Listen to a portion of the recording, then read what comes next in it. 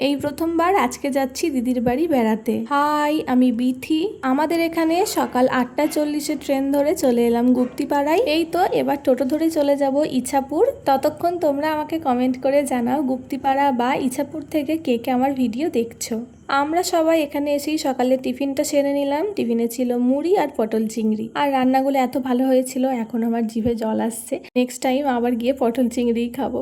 যাই হোক, তারপর একটু ময়দা মেখে দিলাম। আসলে এই ধরনের কাজ আমার বেশ ভাল লাগে। আর ওদের ঘরের জানলা থেকে একটা বাগান দেখতে এত ভালো লাগছিল, যেন ছবির মতো সুন্দর। আর আমি তো এইসব জিনিস একটু বেশিই পছন্দ করি, তাই দেরি না করে চলে এলাম বাগানে। বেশ অনেকক্ষণ এখানে বসলাম, গান শুনলাম, ভিডিও করলাম, আর তারপর চলে এলাম বাড়িতে। দুপুরের খাওয়ার সময় হয়ে গিয়েছিল তাই। আর দুপুরের মেনুতে তো ছিল এলাহি আয়োজন, অনেক রকমের খাবার দিয়ে খাওয়া শেষ করে একটা লম্বা ঘুম দিলাম। আর এখন এই মাজাটা শেষ করে চলে যাব আবার বাগানে। বাগানটা দেখে মনে হচ্ছিল যোগাসন করার জন্য একদম উপযুক্ত জায়গা, তো একটু বৃক্ষাসনটা করলাম।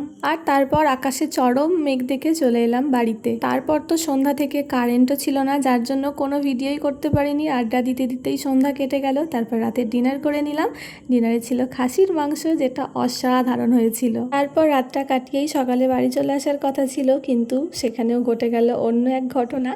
বাড়ি যাওয়ার সময় যাই স্টেশনে গেছি, দেখছি আজকে সারাদিন ট্রেন নেই। কি আর করা যাবে, অগত্যা আবার দিদির বাড়ি ফিরে এলাম। দিয়ে সারাদিনটা কাটিয়ে বিকেলের দিকেই বেরিয়ে যাচ্ছি বাড়ি যাওয়ার জন্য। তোমরা যারা ইছাপুর পালপাড়া থেকে ভিডিওটা দেখলে কমেন্টে জানিও। এখন আসি, বাই।